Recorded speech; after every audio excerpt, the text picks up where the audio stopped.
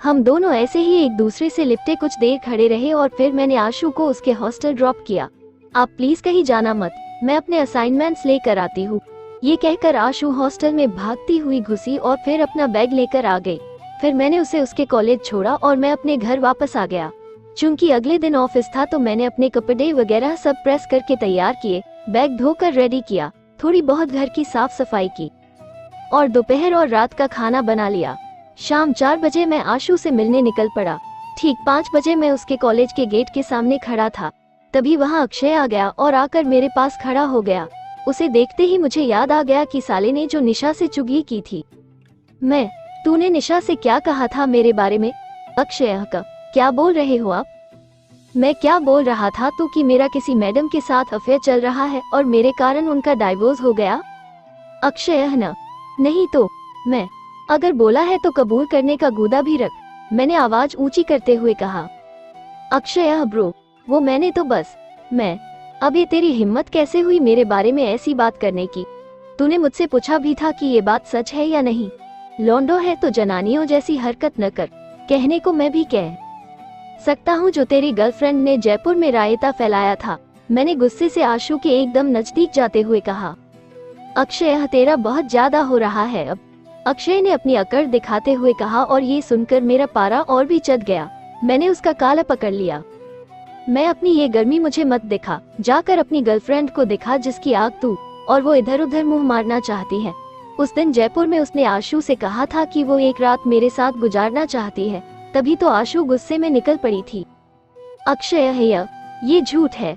तभी पीछे से आशु आ गई। आशु ये सच है, तेरे साथ तो वो बस पैसों के लिए घूमती है, पैसों के बिना तो वो तेरे जैसों को घास ना डाले। आशु ने मेरे कंधे पर हाथ रखा और मैंने थोड़ा धक्का देते हुए उसका काला छोड़ा। मैं आज के बाद दोबारा हम दोनों के बारे में कुछ बकवास की ना तो तेरे लिए अच्छा नहीं होगा। इतना कहकर मैंने बुलेट को जोर से किक मारी और उसे बिना बोले ही चेतावनी दी। फिर हम दोनों अपनी पसंदीदा जगह पर आ गए और चाय पीने लगे। पता नहीं क्यों पर आशु को खुद पर गर्व महसूस हो रहा था और वो मन मन मुस्कुरा रही थी। जब मैंने कारण पूछा तो वो बोली, जब मैंने आपके कंधे पर हाथ रखा तो आपने उसे छोड़ दिया। आज मुझे पहली बार लगा जैसे मैं आपको कंट्रोल कर सकती हूँ। ये सुनकर मैं मुस्कुरा दिया, क्योंकि मैंने अक्षय को इसलिए छोड़ा था क्योंकि मैं वहाँ कोई तमाशा खड़ा नहीं करना चाहता था। पर मैं चुप रहा ये सोच के कि आशु को इस खुशफहमी में रहने दिया जाए।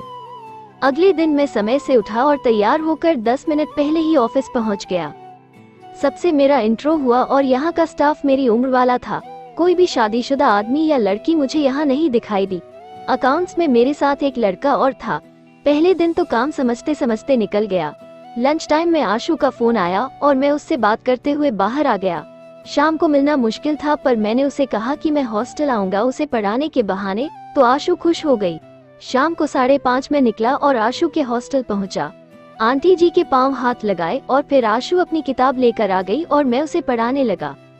वो पढ़ाना कम और अपनी आंखें ठंडी करना ज्यादा था। फिर मैं घर लौटा और खाना खाकर सो गया।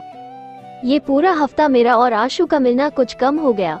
ऑफिस से मुझे 2 बार बरेली जाना पड़ा और 1.5 घंटे की ये ड्राइव वो भी एक तरफ की बड़ी कष्टदायी होती थी।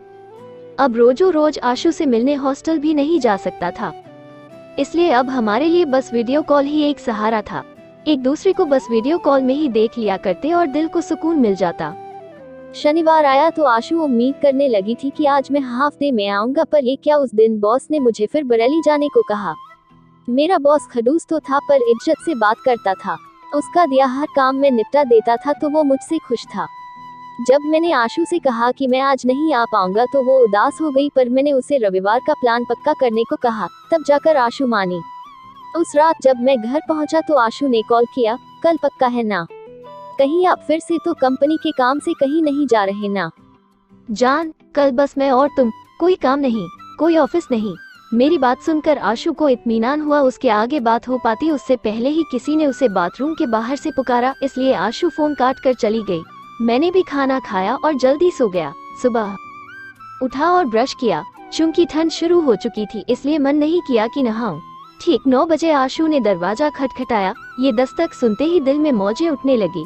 मैंने दरवाजा खोला, आशु का हाथ पकड़ के उसे अंदर खींचा और दरवाजा जोर से बंद कर दिया। आशु को दरवाजे से ही सटा कर खड़ा किया और उसके होठों पर ताबड़तोड़ चूमना शुरू कर दिया।